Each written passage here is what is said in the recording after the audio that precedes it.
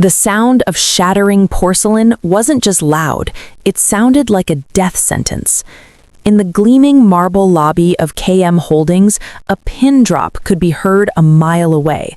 But this wasn't a pin, it was a scalding hot venti Americano, and it wasn't on the floor, it was dripping down the front of a $10,000 bespoke Italian suit worn by the most dangerous man in Los Angeles. Zoe Williams stood frozen, her hand still outstretched, trembling so violently that her silver bracelet rattled against her wrist. The smell of roasted espresso filled the air, choking her, mixing with the scent of her own terror. She had been working at KM Holdings for exactly 4 days. She needed this internship. She needed the measly stipend to pay for her mother's dialysis. She needed to be invisible. Instead, she had just assaulted the CEO. But Kang Min-ho wasn't just a CEO. Everyone in the city knew the rumors. They whispered that KM Holdings was just a shiny front for the Seven Stars Syndicate. They said Kang Min-ho didn't fire people, he erased them. He was known as the Ice Prince, a man who hadn't smiled since his takeover of the company 3 years ago, a man whose dark eyes could freeze a boardroom into terrified silence. And Zoe had just soaked him in boiling coffee. "Oh my God," Zoe gasped, the words scraping out of her dry throat. I am so sorry. I didn't see. I tripped." She reached into her bag, frantically pulling out flimsy, crumpled tissues, instinctively reaching out to dab at the dark stains spreading across his chest. "Don't touch him." The scream came from Jessica, the floor manager, who was sprinting across the lobby in her high heels, her face pale with horror. "You idiot! Get away from him!" Zoe flinched, pulling her hand back as if burned. She looked up. Kang Min-ho hadn't moved. He stood like a statue carved from obsidian. He was taller than he looked in photos, looming over her with broad shoulders that blocked out the lobby lights.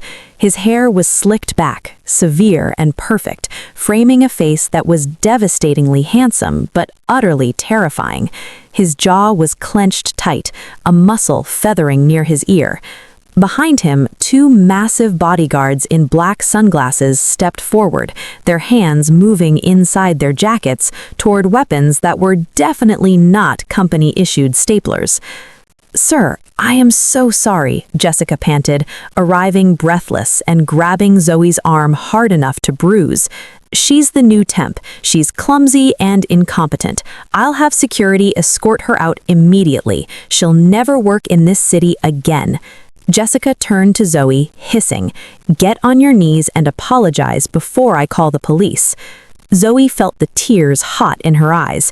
It wasn't the humiliation, it was the fear. If she lost this job, the insurance lapsed. If the insurance lapsed, her mother... "I'm sorry," Zoe whispered, her voice breaking. She looked at the mess on her suit, then down at her own feet. The coffee had splashed onto her, too. It soaked into her worn-out canvas sneakers, the only pair she owned, glued together at the sole. I didn't mean to." She braced herself for the shouting, for the security guards to drag her away, for the Ice Prince to destroy her life with a single word. Quiet. The word was spoken softly, but it carried more weight than a scream.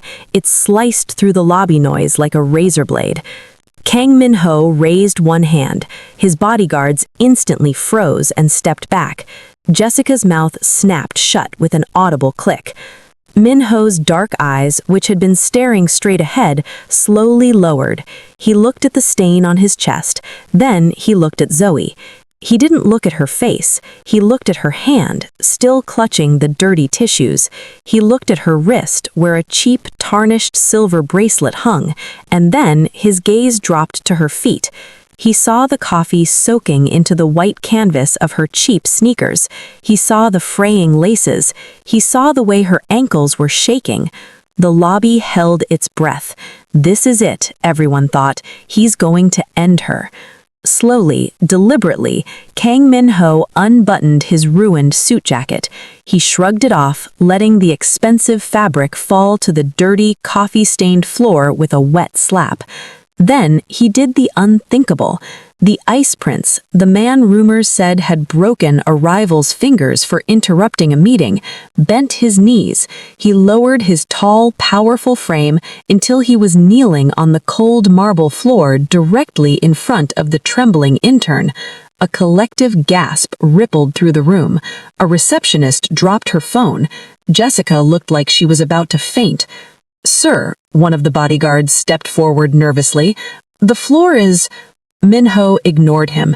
He reached into his pocket and pulled out a pristine white silk handkerchief embroidered with his initials in gold thread.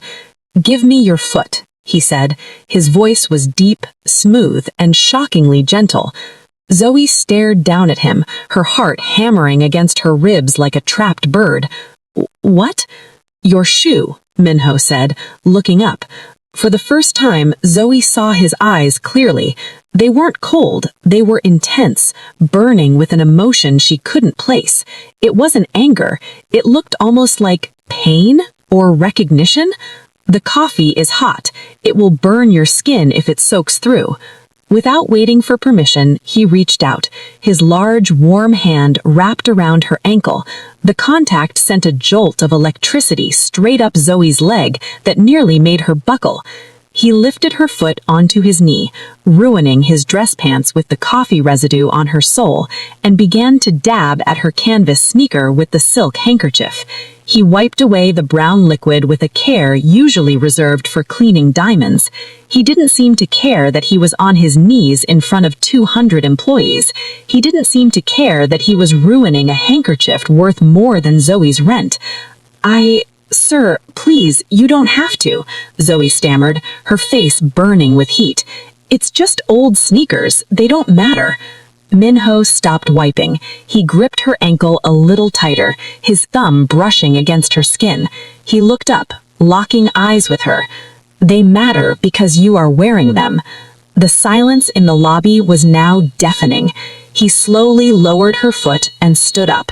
He towered over her again, but the dynamic had shifted. The fear in the air was gone, replaced with pure shock. He turned to Jessica, who was trembling. The ice was back in his eyes instantly. "You," Min-ho said, his voice dropping to a sub-zero growl. "Yes, Mr. Kang?" Jessica squeaked. "Did you tell her to get on her knees?" I just thought, out of respect." "Respect?" Min-ho took a step toward the manager, his presence suffocating. "You just grabbed her. You bruised her arm. If you ever touch her again, you won't just lose your job. You will lose your ability to work in any company in this hemisphere. Do you understand?" "Yes, sir. I am so sorry, sir." Min-ho turned back to Zoe. He studied her face, his gaze lingering on her wide brown eyes and the way her dark curls framed her shocked expression. He seemed to be memorizing her. "What is your name?" asked he. "Zoe," she whispered. "Zoe Williams." "Zoe." He tested the name on his tongue, as if tasting it. "Come with me." "Where?" "You ruined your shoes," Min-ho said, buttoning his cuffs, ignoring the coffee stains still on his shirt. "And you look like you're about to faint. My office, now." "Sir, I'm just an intern. I can't—" "I didn't ask, Zoe." He turned and walked toward the private elevator, the crowd parting for him like the Red Sea. He stopped at the doors and looked back, extending a hand toward her. "I insisted." Zoe looked at Jessica, who was pale as a ghost. She looked at the stunned security guards. She looked at the man waiting for her, a man who radiated danger, but had just knelt in the dirt for her. She took a step forward. As the gold doors of the private elevator shut out the murmuring lobby, Zoe realized two things. First, she wasn't fired. Second, she had just walked into the lion's den. But what she didn't know, what nobody knew, was that Kang Min-ho hadn't knelt because of chivalry. He had knelt because when she tripped, the scent of her perfume, vanilla and cheap lavender, had hit him like a physical blow. It was the same scent she used to wear, the woman he buried 5 years ago. And now that he had found a ghost, he was never, ever letting her go. The elevator was a cage, but it was the most expensive cage Zoe had ever seen. The walls were lined with dark mahogany and gold mirrors that reflected her own terrified expression back at her. It was silent, deafeningly silent. The only sound was the soft hum of the machinery lifting them toward the sky and the rhythmic tapping of Kang Min-ho's expensive leather shoes on the floor. Zoe pressed her back against the cool metal railing, trying to make herself as small as possible. She hugged her purse to her chest like a shield. "You are shaking," Min-ho said. He didn't turn around. He was watching her reflection in the gold mirror doors. I think I'm just in shock, sir," Zoe stammered. "And please, you don't have to do this. I can just go home. I have another pair of shoes at—" "You don't." He turned around slowly. The space in the elevator suddenly felt microscopic. "I saw your bag, Zoe," he said, his voice low and devoid of judgment, stating facts as if reading a report. "It is old, heavy. You take the bus, which means you walk 4 blocks to the station. You do not have spare shoes in that bag. You have a textbook, a water bottle, and likely a packed lunch because the cafeteria is too expensive." Zoe's face burned hot with shame. He had analyzed her entire socioeconomic status in a 3-second glance. That's personal," she whispered, looking down. Min-ho took a step toward her. The air pressure in the elevator seemed to drop. He was close enough now that she could smell him, sandalwood, crisp mountain air, and something dangerously metallic, like gun oil. "Poverty is not a secret, Zoe. It is a condition, one I am familiar with." He reached out. Zoe flinched, expecting, she didn't know what, but his hand merely hovered near her face, his fingers curling inward as if fighting the urge to touch her skin. "Why are you afraid of me?" he asked, his dark brows knitting together. "Everyone in the lobby, they fear me. I understand that. But you looked at me like I was a monster before you even knew who I was. I think I've heard stories about the 7 stars. Min-ho's expression hardened instantly. The temperature in the elevator plunged. "Stories," he scoffed, a harsh sound. "Stories are for children. Reality is much worse." Before Zoe could process that terrifying statement, the elevator chimed. The doors slid open. They weren't in an office. They were in a fortress. The top floor of KM Holdings was a sprawling expanse of black marble, glass, and chrome. It looked less like a workplace and more like the lair of a Bond villain. Floor-to-ceiling windows offered a dizzying view of Los Angeles, making the cars below look like ants. "Sit," Min-ho commanded, pointing to a massive black leather sofa that looked like it cost more than Zoe's mother's life insurance policy. Zoe sat on the edge, terrified of getting coffee on the leather. Min-ho walked to his desk, a slab of dark stone devoid of clutter, and pressed a button on the intercom. "Secretary Kim, bring the first aid kit, and call the boutique downstairs. I need a pair of women's heels, size 7, and a dress, something modest but expensive. Silk." "Size 7? Zoe blinked. "How did you—" Min-ho looked at her over his shoulder, removing his cufflinks with precise, jerky movements. "I held your foot, Zoe. I know the size." The door to the office burst open. A young man with glasses and a frantic expression ran in, clutching a white box. This was Secretary Kim, and he looked like he was vibrating with anxiety. "Boss, I have the kit." Kim skidded to a halt when he saw Zoe sitting on the sacred black sofa. His jaw dropped. Sir, there is a woman on your couch with dirty shoes. Clean the wound, Kim, or I will do it myself. Kim looked from the boss to Zoe, his eyes widening.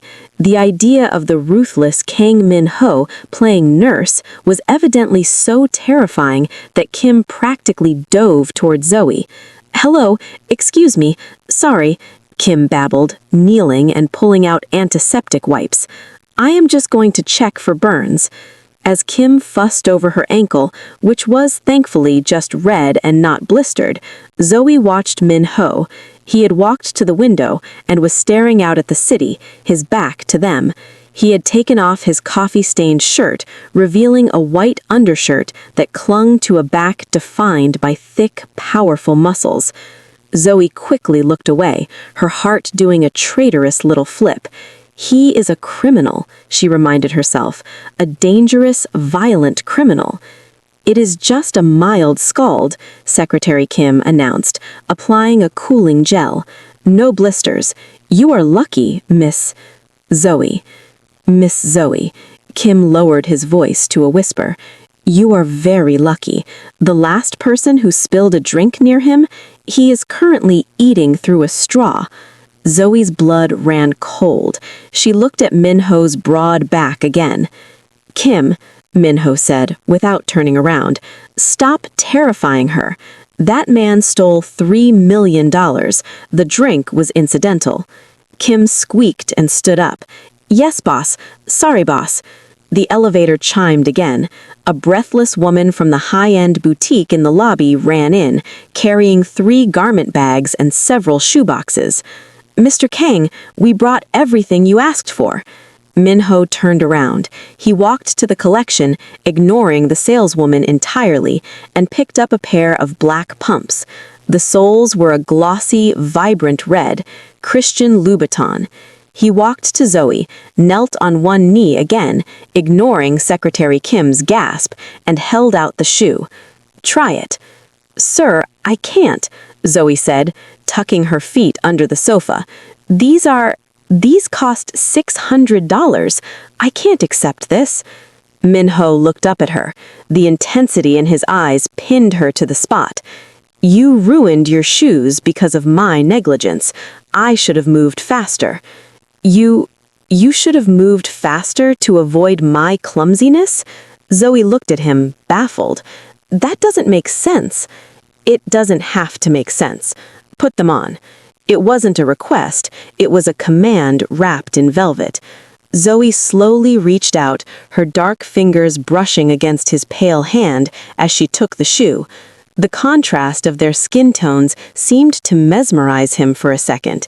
He watched her hand like it was a rare artifact. She slipped her foot into the shoe. It fit perfectly. "Stand up," he said. Zoe stood. The heels gave her 4 inches of height, but she still had to look up to him. She felt transformed. The shoes changed her posture, making her stand straighter. Min-ho stepped back, scanning her from toe to head. His eyes darkened. He looked satisfied, possessive, and hungry all at once. "Better," he murmured. "Now the dress. Kim, show her to the private bathroom." "Sir, really, Ring. The sound of a phone cut through the tension, but it wasn't the office phone. It was a burner phone sitting on Min-ho's desk. The atmosphere in the room shifted instantly. The air went from heavy with romance to sharp with danger. Min-ho's face shut down. The softness he had shown Zoe vanished, replaced by a mask of cold porcelain. He walked to the desk and answered the phone. "Speak," he said in English. He listened for a moment, his eyes fixed on Zoe. Then he began to speak in Korean. His voice was low, guttural, and terrifying. Zoe didn't speak Korean, but she understood tone. She understood violence. "Juga Borya," Min-ho snarled into the phone. "Tell them if they cross the line again, I will send their heads to their mothers in a box. Do you understand? No mercy. Burn it all." Zoe took a step back, trembling. The man who had gently cleaned her shoe was gone. The monster was back. Min-ho hung up the phone. He didn't look at his hand. He just slammed the device onto the desk, hard enough to crack the screen. He took a deep breath, adjusted his cuffs, and turned back to Zoe. The mask slipped back on, but it was thinner now. "Go change, Zoe," he said softly, but his hands were clenched into fists at his sides. "We have a lunch reservation." "Lunch?" Zoe squeaked. "Sir, I have to go back to work. Jessica will—" "Jessica is no longer your concern," Min-ho said, walking toward her until he was inches away. He reached out and tucked a loose curl behind her ear. His fingers were hot. "You are not an intern anymore." "I'm not?" "No." He leaned down, his lips brushing the shell of her ear. "As of 5 minutes ago, you are my personal assistant, and your desk is right outside this door, and your salary," he pulled back to look her in the eye, "is triple what you were making, plus full medical benefits for your mother." Zoe's breath hitched. "How do you know about my mother?" Min-ho didn't answer. He just smiled. A small, sad, terrifying smile. "Go change, Zoe. I don't like to wait." As Zoe was ushered into the bathroom by a stunned Secretary Kim, she looked back. Min-ho was standing by the window again, looking out at his city. He looked like a king. He looked like a killer. And for some reason, despite every alarm bell ringing in her head, Zoe didn't want to run. She wanted to know why the devil looked at her like she was his salvation. When Zoe stepped out of the private bathroom, the air in the office seemed to vanish. The dress Min-ho had selected wasn't just a dress, it was a weapon made of deep crimson silk. It had long sleeves and a high neck, modest by design, but the fabric draped over her curves like liquid water. It ended at her knees, showcasing the lethal red soles of the Louboutins. She felt like an imposter. She felt like a queen. Min-ho was waiting by the elevator, checking his watch. When the door clicked shut behind her, he looked up. His hand froze in midair. For 10 agonizing seconds, the ruthless CEO of KM Holdings didn't breathe. His eyes traveled from her hair, now let down from her messy bun, framing her face in dark coils, to the way the red silk contrasted against her warm brown skin. Is it okay?" Zoe asked, her voice trembling. "I feel like I'm wearing a year's worth of rent." Min-ho cleared his throat. The sound was rough. He took a step toward her, his gaze darkening with a hunger that made Zoe's knees weak. "It is not okay," he murmured. Zoe's heart dropped. "I can change back." "It is dangerous," he corrected, stopping just inches from her. He didn't touch her, but the heat radiating from his body was enough to burn. "You look devastating. If we were not late, I would make you change. Not because it looks bad, but because I do not want other men to see you like this." Zoe blinked, her breath hitching. Did he just— "Come," he said, turning abruptly, his jaw tight. "We are leaving." The ride down to the lobby was different this time. Min-ho stood closer to her. He wasn't just standing next to her, he was blocking her from the door, shielding her with his body. When the elevator doors opened into the busy lobby, the noise was instantaneous. But as soon as Kang Min-ho stepped out with Zoe Williams, the clumsy temp at his side, the lobby went dead silent. Zoe kept her head down, terrifyingly aware of the hundreds of eyes on her. She saw Jessica, the floor manager, standing near the reception desk. Her mouth was hanging open, her eyes bulging as she took in the designer dress and the proprietary way Min-ho was walking beside her. Zoe instinctually flinched, expecting a sneer or a comment. Min-ho felt the flinch. Without breaking stride, he slid his hand onto the small of Zoe's back. It was a possessive, heavy claim. His large hand splayed over the silk, burning her skin through the fabric. He guided her, not roughly, but with an absolute authority that told everyone in the room, she is mine. He steered her straight toward Jessica. "Mr. Kang?" Jessica stammered, looking from the boss to the transformed intern. Min-ho didn't stop. He didn't even look at her. "Move," he said. It was a single word spoken with the indifference of a king swatting a fly. Jessica scrambled out of the way, nearly tripping over a potted plant. They walked out the glass doors and into the blinding Los Angeles sun. A sleek black Maybach was waiting at the curb. A driver in a suit opened the back door. "Get in," Min-ho said, guiding her inside. The interior smelled of expensive leather and peppermint. As the car pulled away into traffic, Min-ho pressed a button and a privacy partition slid up, separating them from the driver. "Where are we going?" Zoe asked, gripping the leather seat. "To eat. You are too thin. It bothers me." Min-ho opened a tablet, scrolling through emails, but his body was angled toward her. "Sir, about the job," Zoe started, finding her courage. "You can't just promote me because I spilled coffee on you.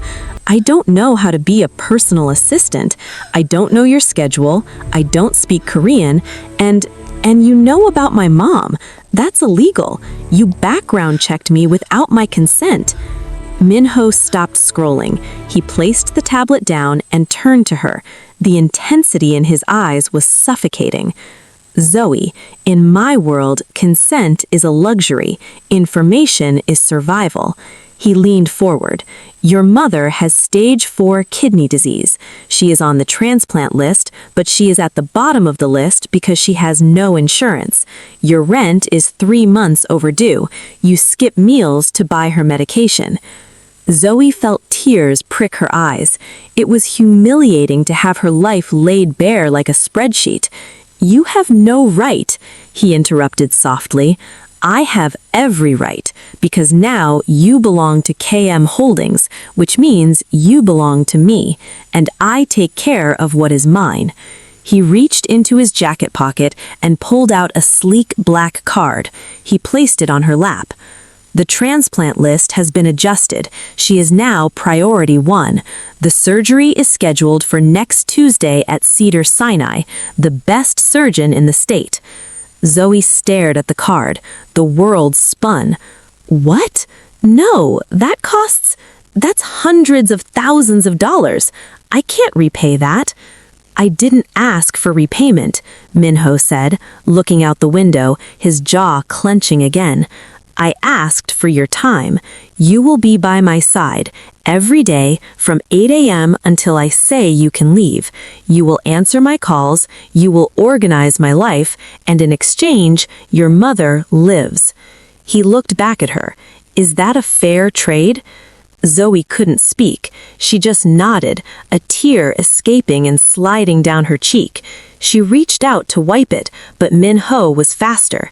He caught the tear with his thumb. His skin was rough, calloused, the hands of a fighter, not a CEO. He held her gaze, his expression softening into that strange, haunted pain again. "Don't cry," he whispered. "I hate it when you cry. It ruins the makeup." The car slowed down to a halt. "We are here." They had arrived at Jungsik, an ultra-exclusive modern Korean restaurant in the Arts District. There was no line for them. The host bowed so low his nose almost touched his knees when he saw Min-ho. "Mr. Kang, your usual table is ready." They were led to a secluded booth in the back, shielded by bamboo dividers. As they sat, Zoe noticed something.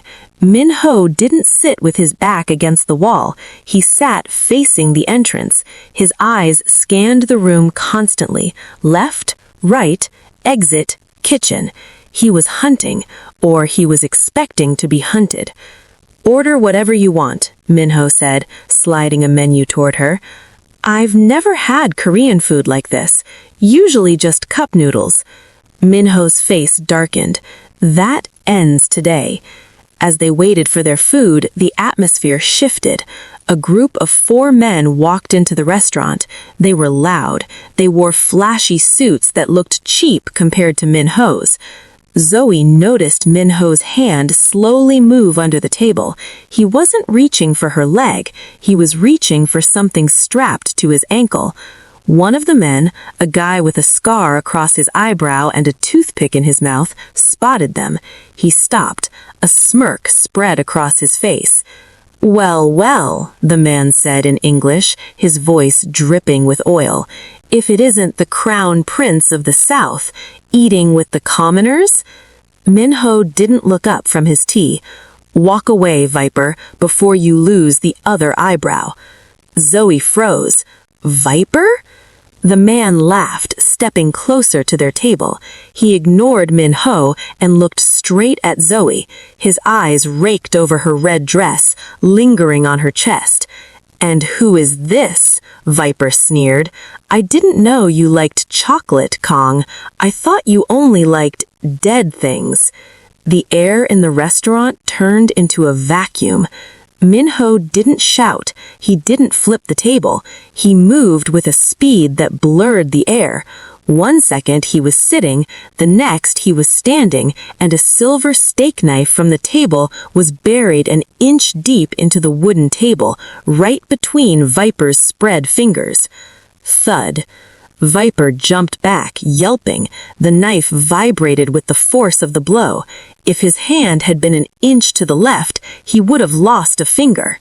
I said. Min-ho's voice was a low rumble, like an earthquake before the shake. "Walk away." Viper looked at the knife. Then he looked at Min-ho's eyes. The ice prince was gone. This was the demon. "You're crazy, Kang," Viper spat, backing away, his face pale. "You think you can protect a civilian? You just put a target on her back."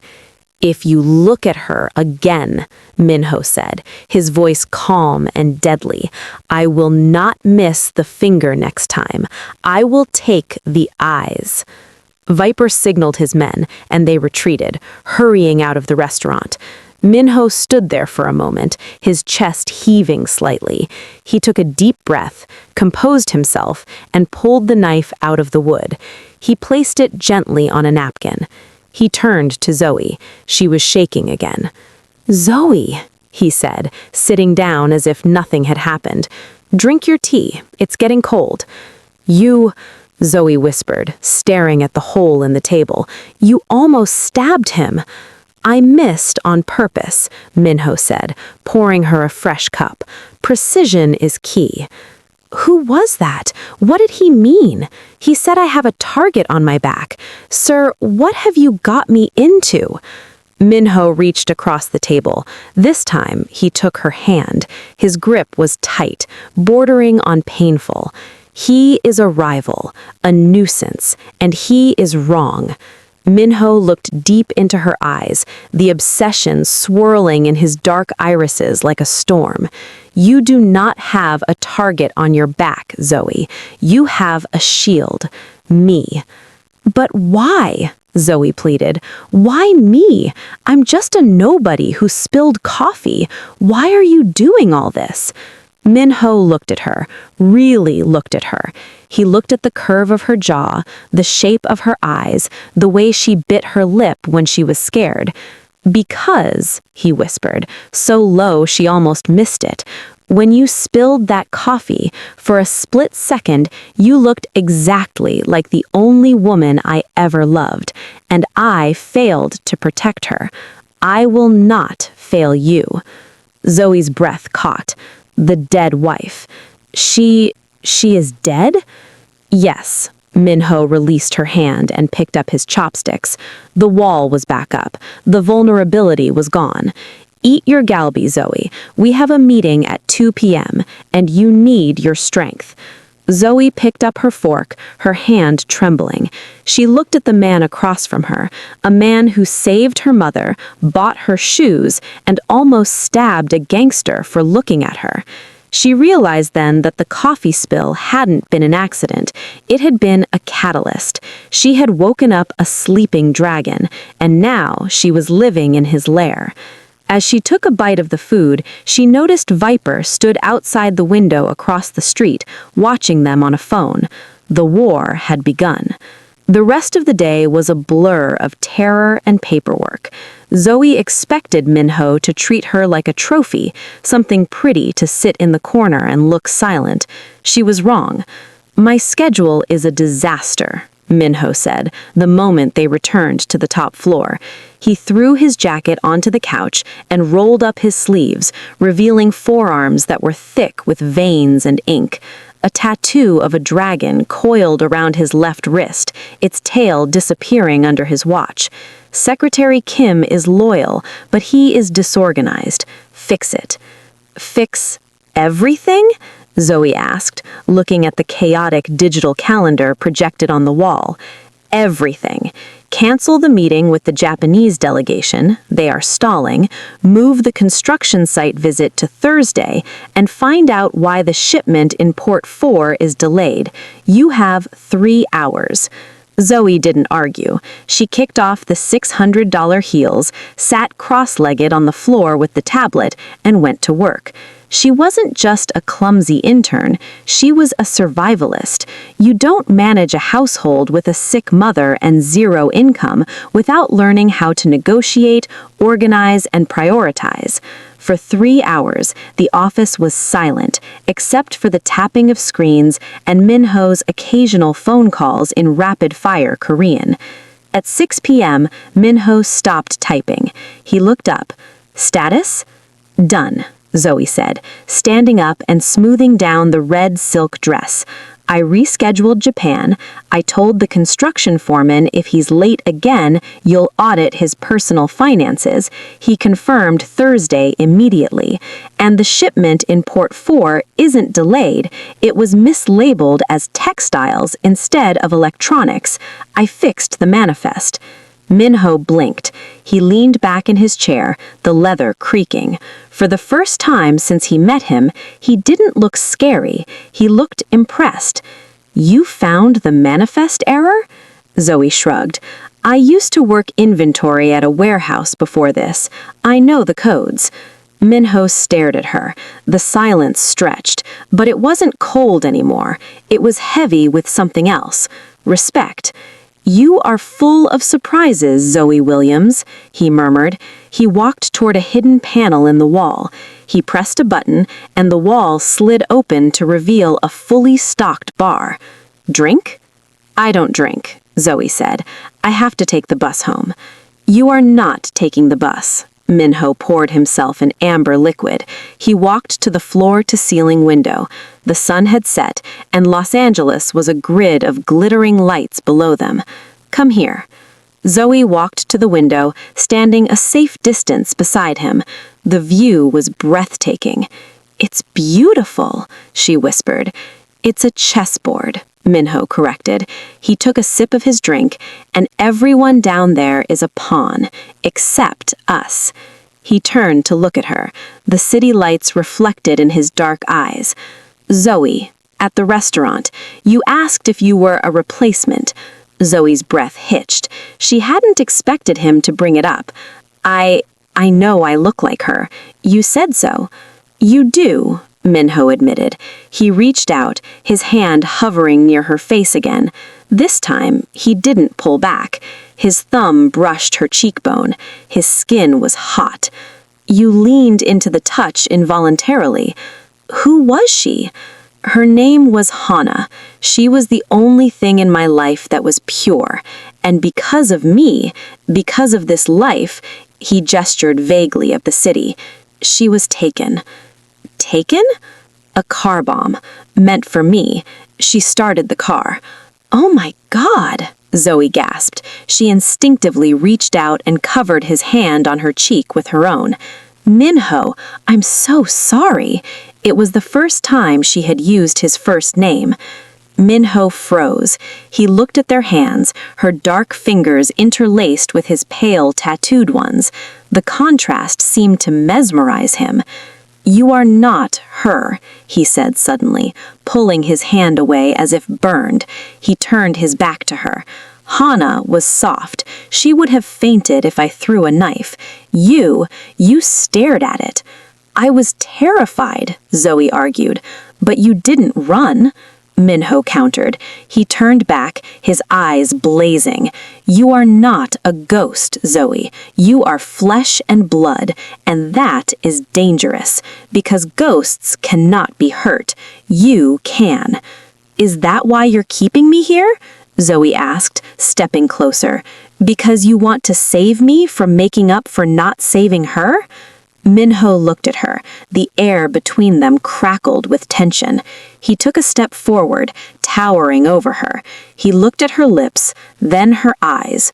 I am keeping you here, he growled low in his throat, because when you are near me, the voices in my head stop screaming.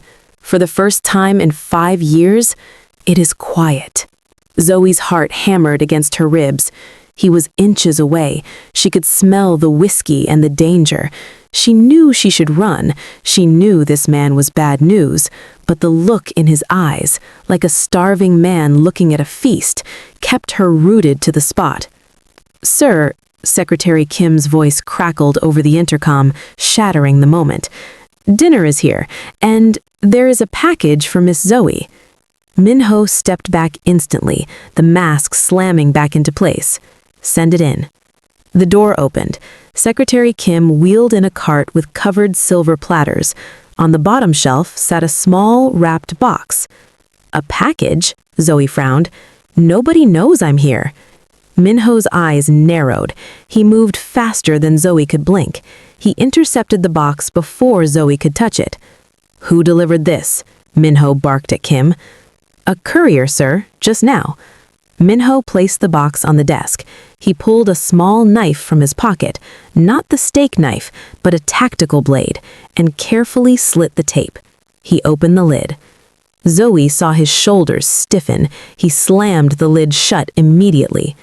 What? Zoe asked, stepping forward. What is it? Nothing, Min-ho said, his voice ice cold. Kim, take Miss Zoe to the guest suite. She is staying the night. What? No, Zoe protested. I want to see. It's addressed to me. Zoe, go, Min-ho warned, his hand resting on the lid. No! Zoe felt a surge of adrenaline. She pushed past him and flipped the lid open. She screamed. Inside the box, nestled in black tissue paper, was a canvas sneaker. Her canvas sneaker, the one she had thrown in the trash bin in the lobby bathroom earlier that day. But it wasn't white anymore. It was stained red, and pinned to the laces was a Polaroid photo. It was a picture of her mother, sleeping in her hospital bed, taken from the window. Written on the photo in thick black marker were 2 words, wrong size. Zoe's knees gave out. She would have hit the floor if Min-ho hadn't caught her. He scooped her up into his arms effortlessly, holding her tight against his chest. He found her, Zoe sobbed into his shirt, clutching the expensive fabric. He found my mom. Shh, Min-ho whispered, his lips against her hair. He wasn't looking at her. He was looking at the box, and his eyes were voids of pure, unadulterated violence. Kim, Min-ho said, his voice terrifyingly calm. Initiate Protocol 0. Kim went pale. Sir? 0 means war. It means total lockdown. I know what it means, Min-ho snarled, tightening his grip on Zoe. Viper touched her trash. He photographed her mother. Tonight, Viper loses his head. He looked down at Zoe, who was trembling in his arms.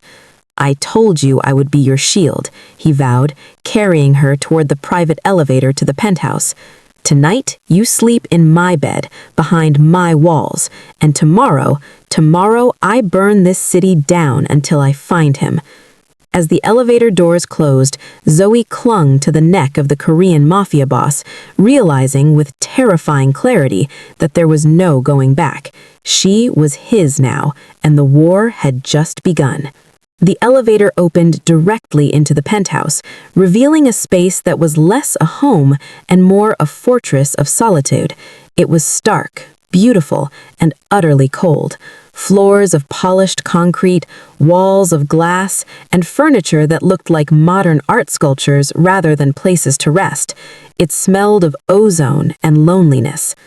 Min-ho carried Zoe into the master bedroom, kicking the door shut behind him with a heavy thud. He didn't turn on the lights. The glow of the city below was enough. He set her down on the edge of a bed that was big enough to sleep 5 people. The sheets were gray silk, pulled tight with military precision. "You are safe here," Min-ho said, his voice rough. He walked to the window and pressed a panel on the wall. Heavy steel shutters began to descend over the glass, slowly cutting off the view of the city. Clang, clang. It sounded like a prison gate closing or a bank vault. Protocol 0 means the building is sealed. No one gets in, no one gets out. The elevators are locked. Zoe wrapped her arms around her. The image of the red-stained sneaker was burned into her retinas. "He knows where my mom is, Min-ho. The shutters won't stop him from hurting her." "My best men are at the hospital," Min-ho said, unbuttoning his cuffs. He looked exhausted. The adrenaline was fading, leaving behind a deep, ancient weariness. "There are 4 guards in her room, 2 in the hallway, 1 on the roof. If a fly enters that room, they will shoot it." He walked into a massive walk-in closet and emerged a moment later holding a folded garment. "You cannot sleep in that dress. It is distracting and uncomfortable." He tossed the item to her. It was a white dress shirt. His shirt. "The bathroom is there," he pointed. "Shower, change, try to sleep." "Where will you sleep?" Zoe asked, clutching the soft cotton.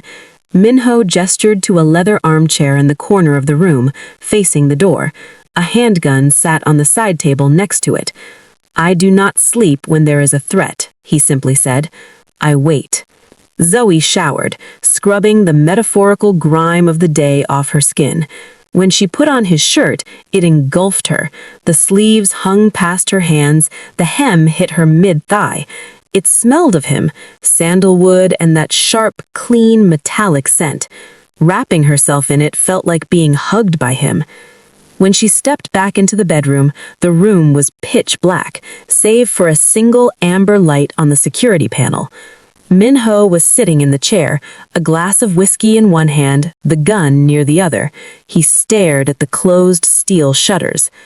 Zoe climbed into the massive bed. The silk sheets were cool. She lay on the far edge, watching him.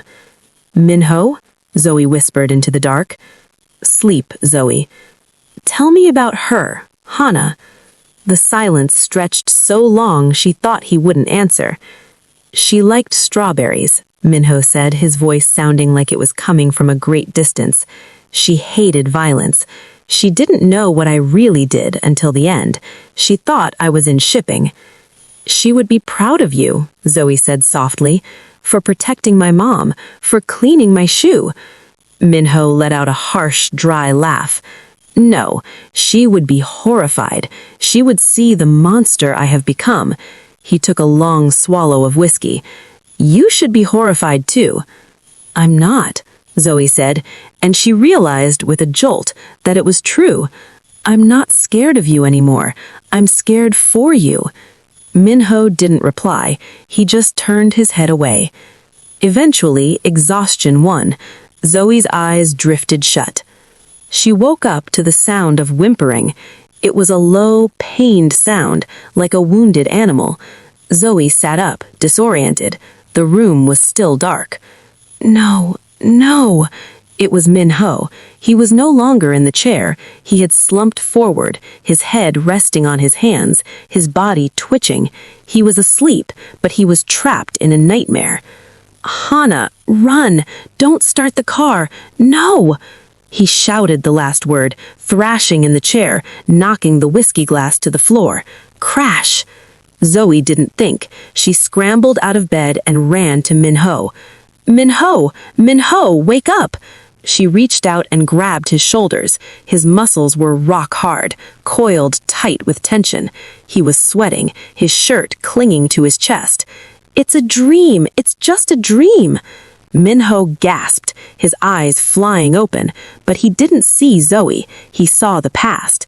He moved with instinctive violence. His hand shot out, grabbing Zoe's wrist, twisting it. He pinned her against the wall in a blur of motion, his forearm pressing against her throat.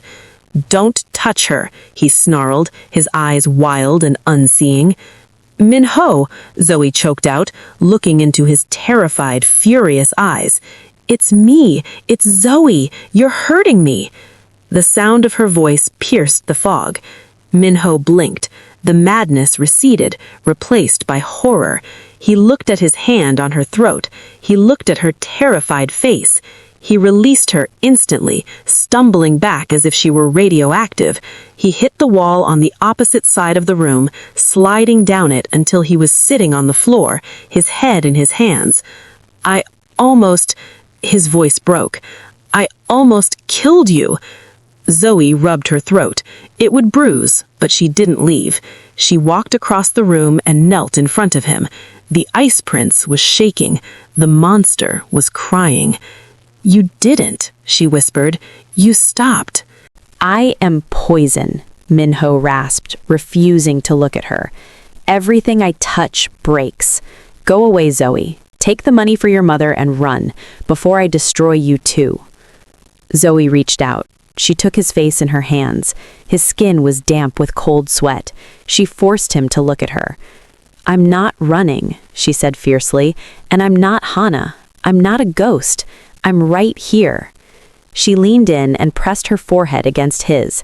It was an intimate, non-sexual gesture of grounding. "I am here. You are here." Min-ho let out a shuddering breath. His hands came up, tentatively, to grip her waist.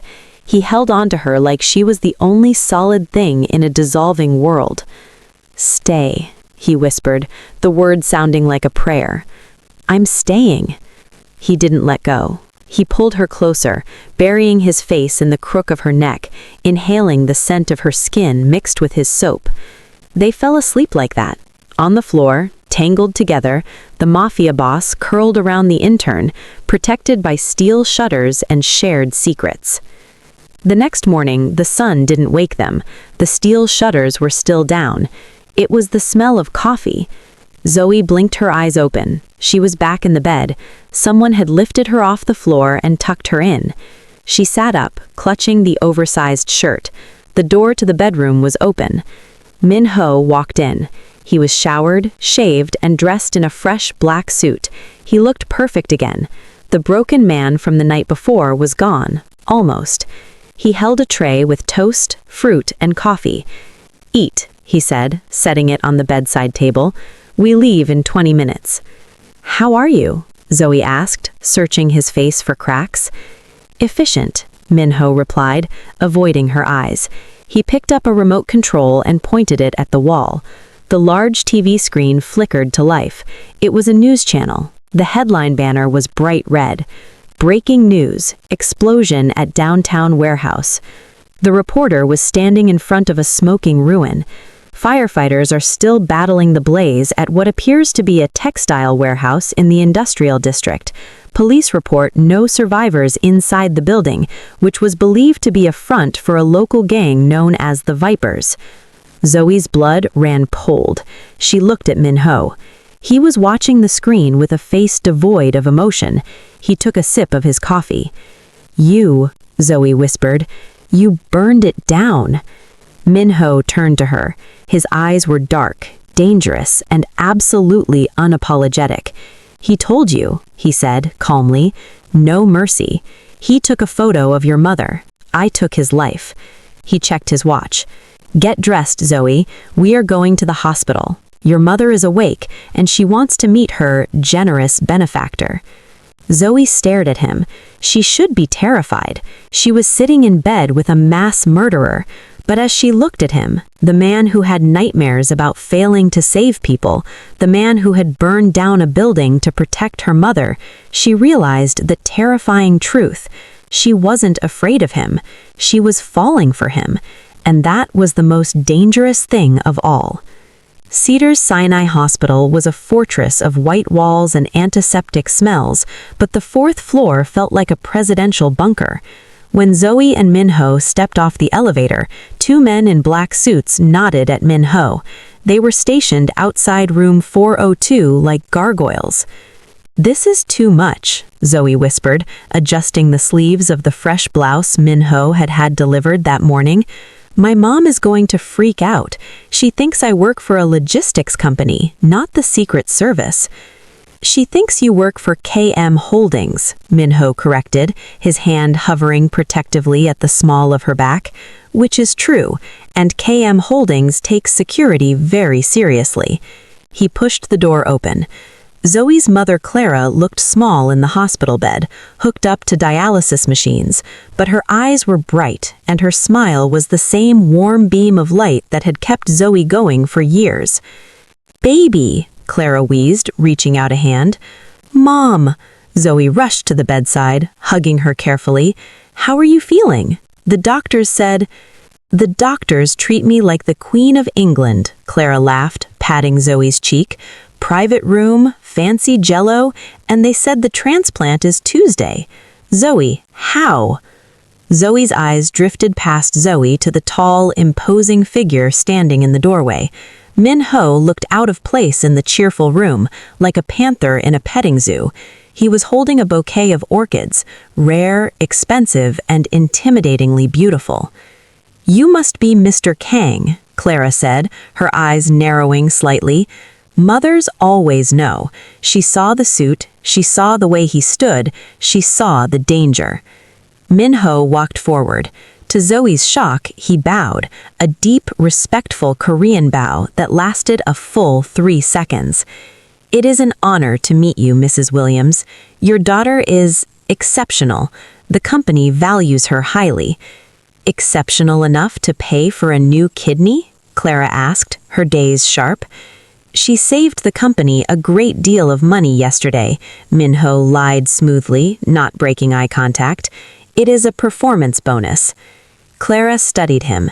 She looked at the way he stood close to Zoe. She looked at the way Zoe leaned slightly toward him, like a flower toward the sun.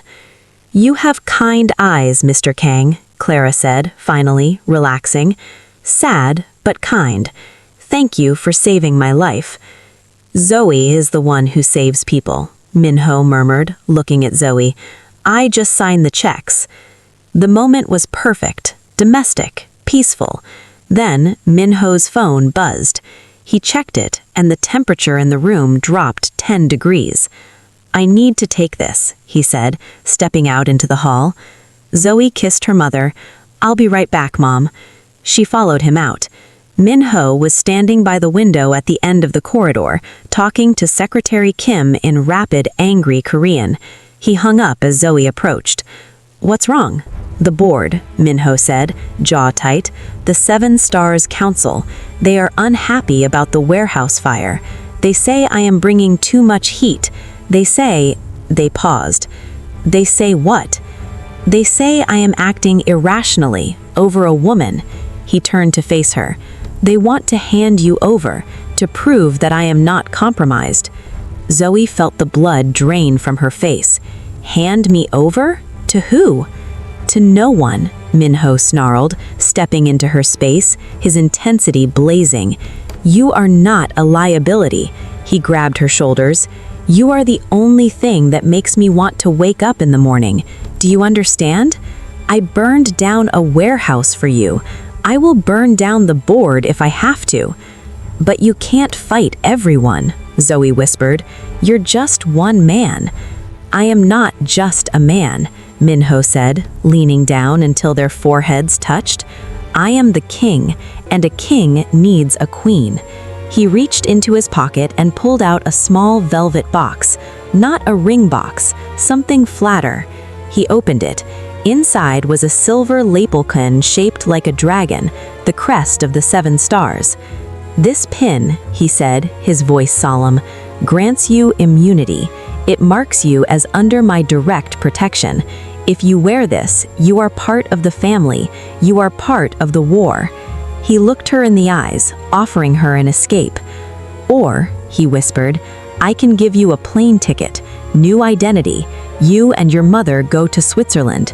You will be safe, but you will never see me again. The hallway was silent. Nurses walked by in the distance, oblivious to the life-altering negotiation happening by the vending machine. Zoe looked at the pin. She looked at the man offering it.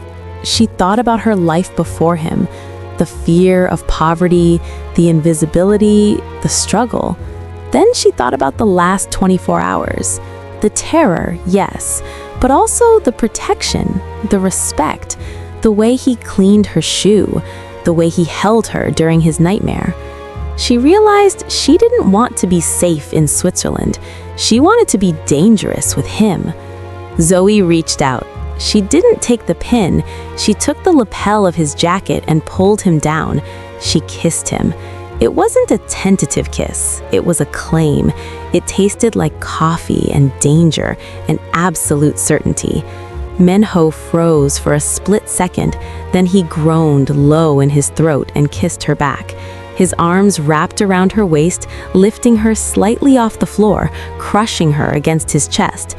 The kiss was hungry, desperate, erasing the last 5 years of his grief and sealing her future. When they broke apart, breathless, Min-ho looked at her with awe. I'll take the pin, Zoe whispered, her lips swollen. Min-ho smiled, a real smile this time, one that reached his eyes and made him look devastatingly handsome. Good choice. He pinned the silver dragon to her collar. It gleamed under the hospital lights. Now, Min-ho said, adjusting his suit and taking her hand, I believe it is time I introduced them to the new management. I'm wearing a blouse from Macy's, Zoe laughed nervously. Am I dressed for a mafia takeover? Min-ho looked at her, at the fire in her eyes, the dragon on her chest, and the hand holding his. My love, he said, opening the elevator doors and leading her into the unknown. You are dressed to kill. As the doors closed on them, Zoe Williams, the intern who spilled coffee, was gone. Standing next to the cold Korean Mafia boss was the only woman who could melt the ice, and God help anyone who tried to touch her now. Kindly subscribe to our channel if you enjoyed this story, and turn on the notification bell for more interesting dark romance stories. Thank you for watching.